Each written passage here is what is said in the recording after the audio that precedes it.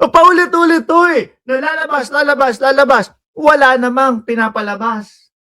Mga bossing. Diba? O tuloy. Kaya mukhang dali dito si si Promil Kid. We've waited for them to file a motion for consideration. Wala rin. So we will collect, but if they refuse to pay, then we bring it up to the SOGEN level or the DOJ. Ayan na. Lumalaki na ang problema ni Promil Boy talaga, mga bossing. Level para they determine what's the good legal recourse that we have. Are you still giving them time to at least respond? Pero from 2019 pinapadala na nila ng notice. Etong sila Lebiste mga kababayan. Tapos extra time pa. Tingin ko sana dapat hindi na. To the summons or the show cause orders issued by the Energy Department? No more, ma'am. We always, Sorry, mukhang talagang final na talaga. yeah, we always allow. Sabi ni Lynn Enriquez, nananakot siya, paano kung patay na siya, di niya na mailabas, dapat sagutin na lang niya yung akusasyon sa kanya. Correct, no? Naman extensions if you just explain, and we do understand naman that there are things that are unforeseen or not within their control. Marami po kami contracts na ina-allow naman yan but we've given them time, we've given them so many chances, and actually kami pa yung humihingi ng update but nothing. So what's Ang sagot ang sabi naman, kung maalala nyo di ba na interview o nakasama natin, naka-collaboration natin si Atty. Claire Castro. Ang sinasabi, meron sinasabi si Lebiste na wala na, hindi na tumatakbo, etc. or anything na ganito. Wala na, naipasa ko na, iba na yung may-ari niyang mga sinasabing merong violation or achuchuchu. Kaso mga kababayan, parang siya pa din ang may hawak Magulo. Lahat ng statement ni Lebiste mga bossing. Kaya nga sabi ko, nagkaso sila kay Atty. Claire Castro. Ipinagyayabang nila, pinangangalandakan nila na maipapanalo nila yun. Samantalang yung nakita kong interview, mismo sa bunganga ni Leandro Lebiste, ang sabi nag-divest siya. Yun din yung sinabi ni Atty. Claire Castro. Kaya paano mananalo yun? Kung ang ipambabala lang po sa korte, eto po yung video na in-interview si Leandro Lebiste na sinabi niya nag-divest siya. Tapos na. Baka isang araw dismiss. O baka nga po sa baba pa lang po Hindi na umakyat yan Dismiss na agad Diba? Dahil yung mga ganyan pong walang kakwenta-kwenta na mga pagsasampa ng kaso, walang fiscal pa lang po. Wala na yan. Ngayon mga kababayan, tuloy pa natin to.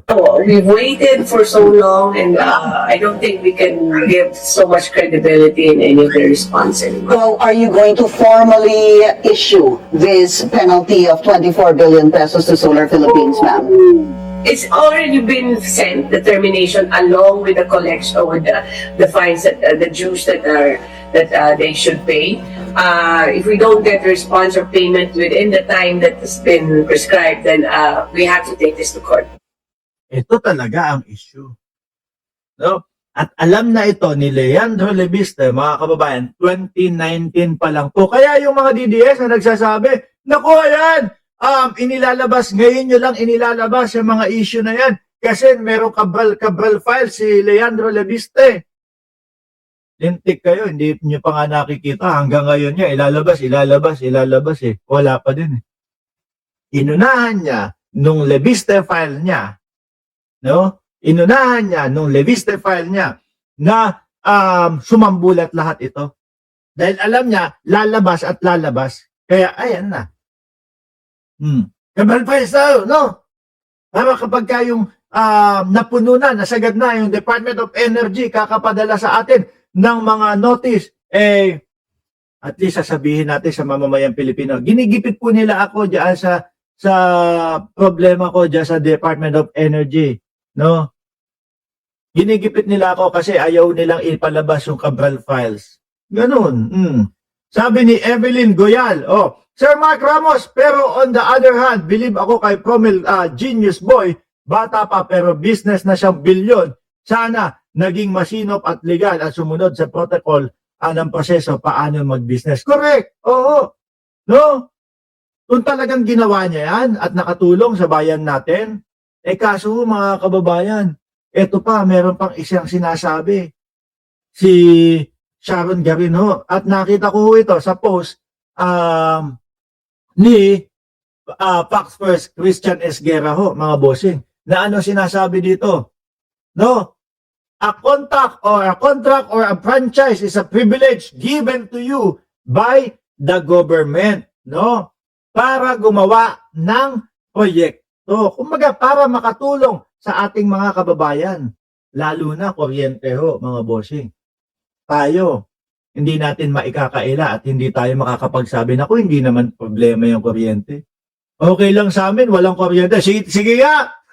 Sino magsasabi dito na wala silang problema kapag sila nawalan ng kuryente? Wala, di ba? Tapos yun yung hindi nagampanan. Ang sabi dito, a contract or a franchise is a privilege given to you by the government, no? Para gumawa ng proyekto with the expectation that you will deliver. O para matulong sa bayang Pilipino, no? So, a privilege comes with responsibilidad or responsibility. You cannot monetize the privilege, no, given to you without doing the responsibility. I don't want that kind of investor na gamit yung contracts namin for something else not to produce power. Ngayon, ang napaisip ako dito, hindi kaya talagang yung sinasabi ni Ombudsman Boying Remulla na pinlip lang, na ninegosyo yung prangkisa, totoo. Naku, ako na yata ang susunod na kasuhan ni Lebiste. No? Hindi, totoo naman ho talaga mga kababayan na yung mga vloggers, yung mga news, doon mismo, di ba? Kay Ombudsman Boying Remulla. Doon ang gagaling at doon yung pinaka-source kung bakit mayroong mga balita at mayroong mga pinag-uusapan ang mga vloggers, mga bossing. Di ba? Ba't hindi yun yung kasuhan? Pero mo, ayan, ano sabi? Nagamit yung contracts namin for something else not to produce power.